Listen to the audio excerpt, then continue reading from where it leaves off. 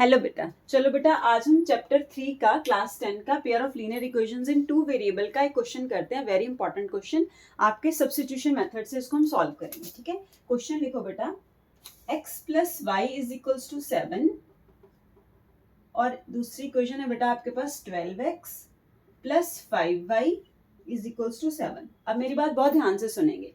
आपको बेटा एग्जाम में जब क्वेश्चन आएगा तो वो यहाँ पे ऐसे लिख देगा, solve the system of equations. क्या लिख देगा? Solve the system of equations. फिर आपको ऐसे x और y में ना दो इक्वेशंस दे देगा, हम हमेशा ऐसे ही करेगा। ठीक है, मैंने आपको बताया था कल, मैंने आपको एलिमिनेशन मेथड सिखाया था। आपके बुक में एनसीईआरटी में दो मेथड दिए हुए हैं। ठीक है, क्रॉस वाला तो डिलीट हो गया है ना, तो आपके दो मेथड दिए हुए हैं, एक है सब्स्टिट्यूशन मेथड, एक कौन सा है? Elimination method. कल मैंने आपको सिखाया था एलिमिनेशन मेथड और मैंने ये भी बताया था कि कोशिश करना एलिमिनेशन मेथड से आप सॉल्व करो क्वेश्चन को, क्योंकि उसमें गलती होने के चांसेस कम है। ठीक है, तो जिसने नहीं भी वो एलिमिनेशन मेथड देखा है, आप मेरे से सब्स्टिट्यूशन मेथड सीख सकते हो। ठीक है, देखो ये मैं आपको बाय सब्स्टिट्यूशन मेथड सिखाऊंगी। ठीक है, मोस्टली बेटा पेपर में वैसे तो वो मेंशन नहीं करता है कि इस मेथड से करो या इस मेथड से करो। ठीक है, तो वो सिंपल सॉल्व लिख देगा, तो आप दोनों में से कोई भी मेथड अप्लाई कर सकते हो। अब देखो सब्स्टिट्यूशन मेथड कैसे सॉल्व करते हैं क्वेश्चन को। देखो बेटा, आपके पास सबसे पहले पेपर में दो इक्वेशंस दी होंगी, उसमें से आप एक को 1 मार्क कर देना, एक को 2 मार्क कर देना। जो भी दो इक्वेशन होंगी उनको 1 और 2 मार्क कर देना। ठीक है, उसके बाद क्या करोगे बेटा, आप यहाँ से फर्स्ट इक्वेशन से, जैसे फर्स्ट इक्वेशन क्या है, x plus y is equal to 7, या तो y की वैल्यू निकाल के रख लो या x की वैल्यू निकाल के रख लो। ठीक है, अब जैसे मान लो मैं y की वैल्यू निकाल रही हूँ, तो y की वैल्यू आ गई 7 माइनस एक्स। करेक्ट। अब जो y की वैल्यू आई है उसको इक्वेशन 2 में पुट कर दो। क्या किया, फिर से रिपीट कर रही हूँ मैं।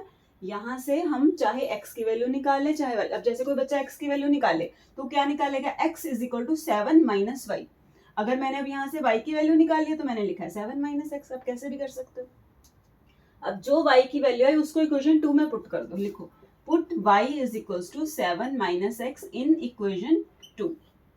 ठीक है, एक से निकाली वैल्यू, दूसरे में पुट कर रहे हैं, तो दूसरी इक्वेशन में पुट करो। पहले दूसरी इक्वेशन लिख लो, क्या है, 12x plus 5y is equal to 7 था ना, ये इक्वेशन 2 है।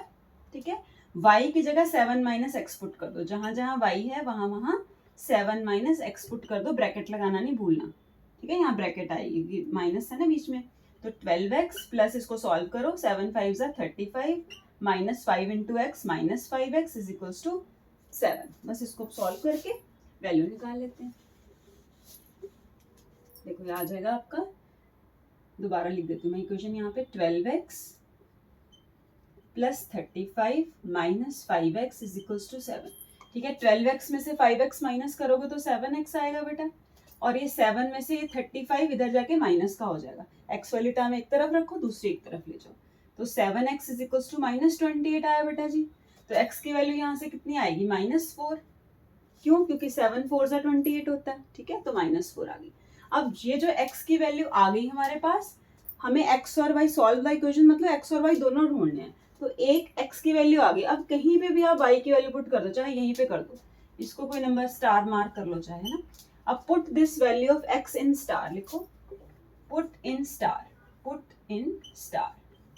क्या स्टार में पुट करना है, x इज इक्वल टू -4। ठीक है, स्टार वाली इक्वेशन क्या है, y is equal to 7 minus x, है ना, इसमें पुट कर दो। आप किसी में भी बेटा पुट कर दोगे तो आपका आंसर आ जाएगा, इससे कोई दिक्कत नहीं है। ठीक है, y is equal to 7 minus x, तो x की वैल्यू कितनी आई थी हमारे पास, -4। तो ये 7 प्लस 4 आपका आंसर आ जाएगा 11। तो इसका मतलब हमारे पास x की वैल्यू आ गई -4, y की वैल्यू आ गई 11।